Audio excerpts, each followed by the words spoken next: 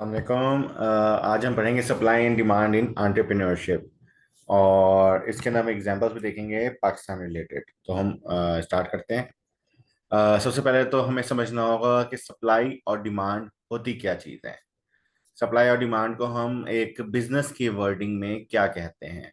आपको पता होगा, डिमांड कोई चीज़ मांग लेना, सप्लाई कोई चीज़ प्रोवाइड कर देना, लेकिन इसको हम कहते क्या है। डिमांड वो चीज है जिसके लिए what customers are willing and able to buy at various prices. पहली चीज क्या है, कस्टमर की पसंद, अपनी मर्जी से वो कोई चीज खरीदना चाह रहा हो, और साथ साथ एबल टू बाय से मुराद है कि वो उसकी खरीदने की सलाहियत भी रखता हो। मतलब सलाहियत से मुराद उसके पास इतने पैसे हों, या वो उस जगह जाकर परचेज कर सकता हो, या उसके पास एक्सेस हो उस चीज का। कि जैसे कुछ जगहों पर क्या कहते हैं, आपकी मेंबरशिप होगी तो आप उधर जाकर चीज परचेज कर सकते हो। जैसे जिम खाना है बहादुर का, वहाँ के जो मेंबर्स है सिर्फ वही परचेज कर सकते हैं। अब आपके पास पैसा भी है, अब आप विलिंग भी हो जिम खाना में जाकर खाना खाने का, लेकिन आपके पास जिम खाने की एक्सेस नहीं है, तो आप वहां पर जाकर नहीं खा सकते। तो डिमांड के अंदर ये रूल सारे पूरे होना जरूरी है कि कस्टमर एक तो विलिंग हो, दूसरा उसके पास able able to buy at various prices, prices पे भी बाय कर सके, और लोकेशन जहां से भी करनी है वहां से भी कर सके। अब सप्लाई क्या है, what producers are willing and able to offer at various prices. सबसे पहले तो प्राइसेस के सप्लाई के ऊपर वही है कि जो बिजनेस कोई भी चीज बना रहा है वो किस प्राइस के ऊपर वो चीज बेचने को राजी है। अगर ज्यादा प्राइस कम हो जाएगी तो वो कहेगा मैं बनाता ही नहीं, इसको बेचने से मुझे तो उल्टा नुकसान होना शुरू हो जाएगा, ये इतना मुनाफा नहीं होगा कि इतनी मैं मेहनत करूं और मैं इतने से पैसे कमाऊं। तो प्राइसेस के ऊपर भी यही होता है कि प्रोड्यूसर्स के सप्लाई उसी चीज की करता है जिसको वो विलिंग कर रहा हो, मतलब चाह रहा हो कि सप्लाई करे, और प्राइसेस के ऊपर भी वो ऑफर करना चाहे, किस प्राइस के ऊपर वो ऑफर करना चाह रहा है। अब कोई भी एंटरप्रेन्योर जब तक डिमांड और सप्लाई के बेसिक कॉन्सेप्ट को नहीं समझ लेता वो सक्सेसफुल नहीं हो सकता। अब हम डिमांड के अंदर इन डेप्थ जाते हैं। डिमांड के अंदर सिंपल सा एक लॉ को फॉलो करता है कि जैसे ही मार्केट के अंदर किसी चीज की कीमत बढ़ जाती है तो उस चीज की ऑटोमेटिकली डिमांड कम हो जाती है। अब उसकी कई वजूहत होती हैं। एक वजह तो ये हो सकती है कि लोग अफोर्ड ही नहीं कर सकते, ये चीज इतनी महंगी हो गई है। जैसे मुर्गियों का गोश्त बहुत महंगा हो गया था, एक 800 700 800 रुपए किलो चला गया था, तो काफी सारे लोगों ने मुर्गी का गोश्त खाना खत्म कर दिया था, कितना एक्सपेंसिव हो गया है। एंड इसी तरीके से अगर क्या कहते हैं कोई चीज बहुत ज्यादा एक्सपेंसिव हो जाए तो ऑटोमेटिकली कस्टमर उस चीज का डिमांड करना कम कर देता है। जैसे खुसे के प्राइसेस ईद के करीब बहुत ज्यादा हो जाते हैं, तो जिसकी वजह से अक्सर लोग खुसे को फिर खरीदते ही नहीं है, वो खरीदना चाहें भी तो नहीं खरीदते, क्योंकि ये ऐसी चीज तो नहीं है ना जो लाजमी तौर पर उन्होंने खरीदनी है। वो कहते हैं चलो पुराने जूते हैं वही चल जाएंगे, नए खरीदने की जरूरत नहीं है, महंगे बहुत हुए हैं आजकल।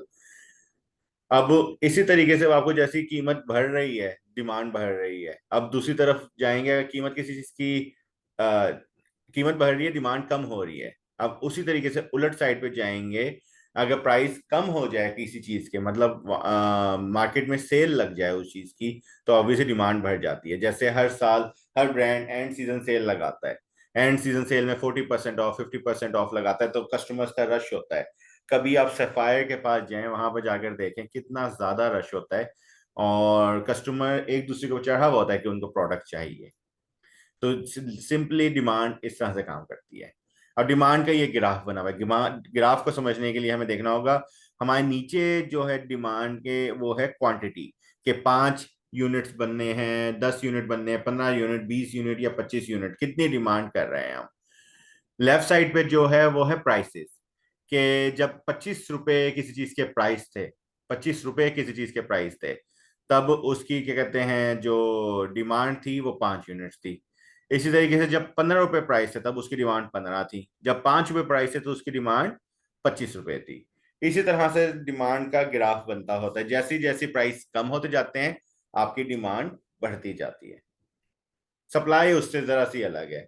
सप्लाई के अंदर क्या है, प्राइस जब बढ़ते हैं तो कंपनीज ये चाहती हैं कि वो ज्यादा वो प्राइस प्रोडक्ट बेचें जिसकी कीमत ज्यादा है, क्योंकि कीमत ज्यादा है तो उनको मुनाफा ज्यादा होगा, मुनाफा ज्यादा होगा तो वो अर्निंग ज्यादा कर पाएंगे। इस तरह से तो जो भी चीज महंगी हो जाती है मार्केट में, कस्टमर चाहता है और सही बिजनेस चाहता है कि उस चीज को ज्यादा मार्केट में निकाले और ज्यादा वो बेचे। जैसे मैंगो की डिमांड गर्मियों में ज्यादा होती है, तो वो हाई प्राइस समर मंथ्स के अंदर ही जाकर वो बेचना शुरू करते हैं। नॉर्मली ऐसे महीनों में ही आम की डिमांड होती है, क्योंकि बहुत ज्यादा फायदेमंद और मेरा भी एक तरह से फेवरेट फ्रूट है मैंगो। सिमिलरली अब जैसे हमने डिमांड में पढ़ा कि प्राइस जब कम होती है तो डिमांड बढ़ जाती है, लेकिन इसके अंदर उलट सीन है। जैसी प्राइस कम हो जाएगी तो प्रोडक्ट की सप्लाई जो है वो भी कम हो जाएगी। जैसे अक्सर आपने देखा पेट्रोल की कीमत कम होती है तो पेट्रोल की कंपनियां या पेट्रोल पंप जो हैं वो स्ट्राइक पे चले जाते हैं कि ये प्राइस कम कर दिया, इन्होंने जुल्म कर दिया है, अजीब लोग हैं, ये इंतहा है जुल्म की।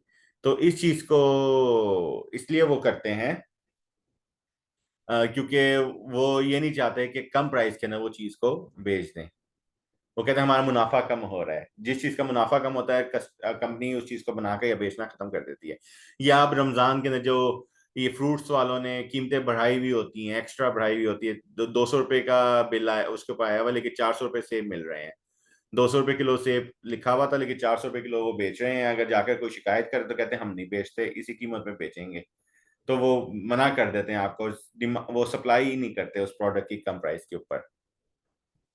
सप्लाई ग्राफ अलग है। देखो 5 जब प्राइस था तो 5 सप्लाई हो रही थी, जब 15 प्राइस था तब 15 की सप्लाई हो रही थी, जब 25 प्राइस था तब 25 की सप्लाई हो रही थी।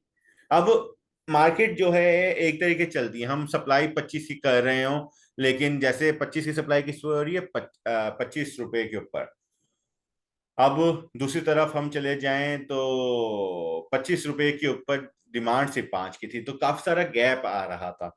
तो उस चीज को कवर करने के लिए हम लोग एक कॉन्सेप्ट समझते हैं जिसको कहते हैं इक्विलिब्रियम प्राइस। ऐसी प्राइस जिसके ऊपर डिमांड और सप्लाई दोनों इक्वल हो जाए, मतलब डिमांड भी उतनी ही प्रोडक्ट्स की हो, मार्केट में सप्लाई भी उतने प्रोडक्ट्स की हो। अगर डिमांड ज्यादा होगी सप्लाई कम होगी तो अब ऑब्वियसली मार्केट के अंदर जो चीज नहीं मिल रही होगी लेकिन लोग कस्टमर खरीदना चाह रहे होंगे तो उसको कह देंगे हम शॉर्टेज।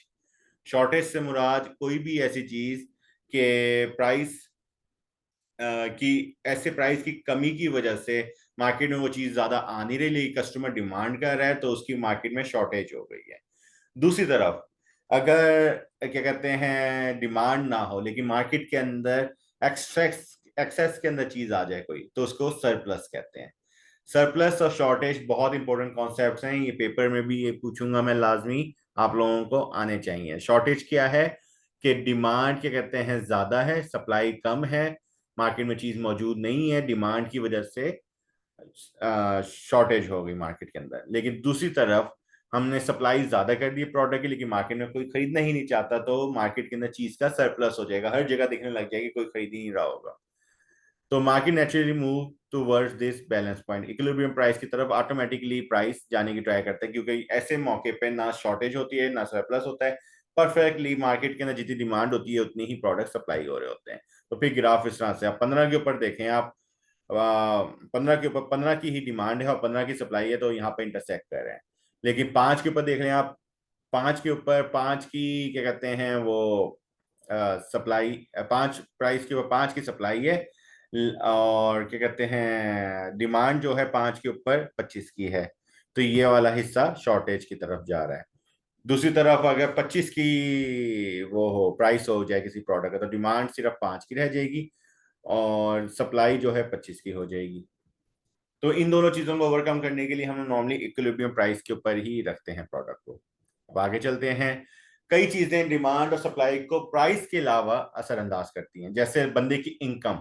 अचानक ही बंदा अमीर हो गया है, उसकी इनकम बढ़ गई है, तो पहले वो लोकल बाजार से कपड़े खरीदता था, अब वो ब्रांडेड कपड़े खरीद रहा है, उसकी परचेज की चीज बढ़ गई है, डिमांड को शिफ्ट कर दिया। प्रेफरेंसेस, प्रेफरेंसेस अक्सर लोगों की पसंद से भी काफी फर्क पड़ता है। एक चीज उनको पहले अच्छी लगती थी लेकिन अब किसी वजह से उन्होंने उस चीज का बिहेवियर चेंज कर दिया।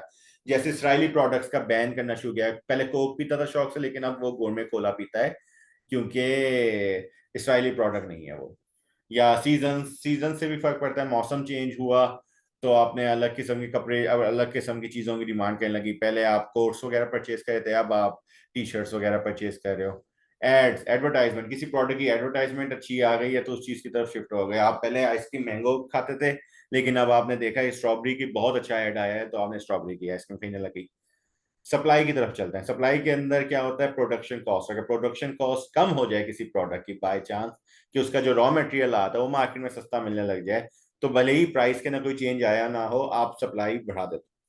टेक्नोलॉजी, मार्केट में टेक्नोलॉजी कोई बेहतर आ गई जिसकी वजह से प्रोडक्ट आसानी से बन सकता है, तो आप उसकी सप्लाई बढ़ा देते हो।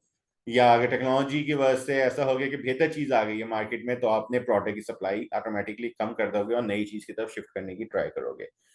हुकूमत ने कोई पॉलिसी चेंज कर दी है जिसकी वजह से आपको सप्लाई या बढ़ानी पड़ रही है। अगर हुकूमत ने आपके रॉ मटेरियल सस्ता कर दिया है या आपके ऊपर टैक्स इंसेंटिव दे दिया, टैक्स इंसेंटिव से मुराद आपके लिए टैक्स कम कर दिया, कई वजह से आप सप्लाई अपनी बढ़ा दोगे, या हुकूमत ने आपको टैक्स एक्स्ट्रा लगा दिया तो अपनी सप्लाई कम कर दोगे। पाकिस्तान के अंदर सबसे अच्छी एग्जांपल करीम या बाइकिया की है। जैसे ही पीक आवर्स होते हैं, जो ऑफिस आवर्स जिसे कहते हैं, छुट्टी के टाइम 5 से लेकर 7 बजे तक, या सुबह के टाइम 7 से लेकर 9 बजे तक, उस टाइम पर क्या कहते हैं, क्योंकि कस्टमर बहुत ज्यादा चाह रहा होता है, तो ये बाइकिया वाले उस वक्त प्राइसेस बढ़ा देते हैं। उस वक्त प्राइसेस बढ़ा देते हैं ताकि वो ज्यादा ज्यादा मुनाफा कमा सके, लोगों ने तो लाजमी तौर पे जानना ही है। दूसरी तरफ जैसे ही ये पीक आवर्स आते हैं, क्योंकि जो बाइकिया या करीम चला रहे होते हैं उनको पता होता है कि इस वक्त ज्यादा पैसा मिलेगा, तो वो उस मौके पे ज्यादा लोग अपनी गाड़ियां लेकर बाहर निकल जाते हैं करीम या बाइकिया के ऊपर। तो इस तरह सप्लाई भी ज्यादा हो जाए, सप्लाई भी ज्यादा हो गई, डिमांड भी ज्यादा हो गई पीक आवर्स पे, तो उस टाइम पर उसी हिसाब से प्राइस चल रहा होता है। अब एंटरप्रेन्योर को क्या फायदा है इन चीजों, एंटरप्रेन्योर को इस चीज का गैप फाइंड करना होता है, कहाँ पर डिमांड ज्यादा है लेकिन सप्लाई कम है। फॉर एग्जांपल मार्केट के अंदर 100 जूते चाहिए थे, लेकिन जो बिजनेसेस मौजूद हैं वो सिर्फ 70 जूते बना रहे हैं, तो 30 जूते आप बनाकर मार्केट के अंदर कब्जा कर सकते हो उस 30% पे। इसी तरह से कोई भी प्रोडक्ट ले लो जिसकी डिमांड ज्यादा हो लेकिन सप्लाई कम हो, अब उस चीज को कर सकते हैं। दूसरे अलावा एंटरप्रेन्योर क्या चाहता है, वो चाहता है कि अभी इस महीने में डिमांड ज्यादा होगी, जैसे सोलर पैनल है। कोई भी सोलर प्लेट्स गर्मियों में ज्यादा लगाते हैं, गर्मियों में उनको लगता है कि एसी चलाएंगे, वो चलाएंगे तो उसकी डिमांड ज्यादा बढ़ जाती है। सर्दियों में तो वो कहते हैं कि आजकल की अभी मसला नहीं है, बिल ही इतने कम आ रहे हैं, जब बिल कम आ रहे होते हैं तो वो परचेज नहीं करते सोलर वगैरह। और वो कहते हैं बादल रहते हैं, सोलर प्रोडक्शन इतनी होगी नहीं, तो बस वो थिंकिंग की वजह से फोरकास्ट डिमांड वगैरह कई वजह से करने हो जाते हैं। Adapt based on trends and customer behaviour. Entrepreneur को डिमांड और सप्लाई का बड़ा ख्याल रखना पड़ता है, जैसे ही कस्टमर जो चीज चाह रहा है उसको मिल जाए, और जो चीज वो नहीं चाह रहा उसको ना मिले। अब सिंपल तरीन एग्जांपल यहाँ पर है कि एनर्जी शॉर्टेज, कोई केस स्टडी एक है कि energy shortage created high demand solar panels की। अब जैसी लोड शेडिंग ज्यादा होनी शुरू हुई गर्मियों में, लोगों ने हाई डिमांड कर दी कि हमें सोलर लगाना है। अब पहले तो लोगों जो बिजनेसेस मौजूद थे एरिया में, उनके पास इतने सारे सोलर्स ही नहीं थे जितने लोग मांग रहे थे शुरू शुरू में, तो उन्होंने फिर नए लोग मार्केट में आ गए, उन्होंने भी अपने सोलर की बेचनी शुरू कर दी, जिसकी वजह से आज बहुत ज्यादा सेचुरेशन हुई। उन्होंने शुरू में तो बहुत फायदा उठाया, लेकिन आज हर दूसरा बंदा ही सोलर प्लेट्स बेच रहा है। ये मतलब ये एक एग्जांपल दी है, हजारों एग्जांपल्स होंगी। जैसे ही कोई नई चीज आती है, उसकी डिमांड बढ़ जाती है, तो सब लोग वो मांग रहे होते हैं, तो शुरू शुरू में वो महंगी होती है, बाद में वो सस्ती होती जाती है। सोलर प्लेट जब नई नई आई थी तो एक प्लेट 50-50 60-60 हजार की थी, आजकल 16-17 हजार रेट चल रहा है शायद उनका। इस तरह से सिचुएशन हो गई है। ओके, आज का लेक्चर यही, थैंक यू।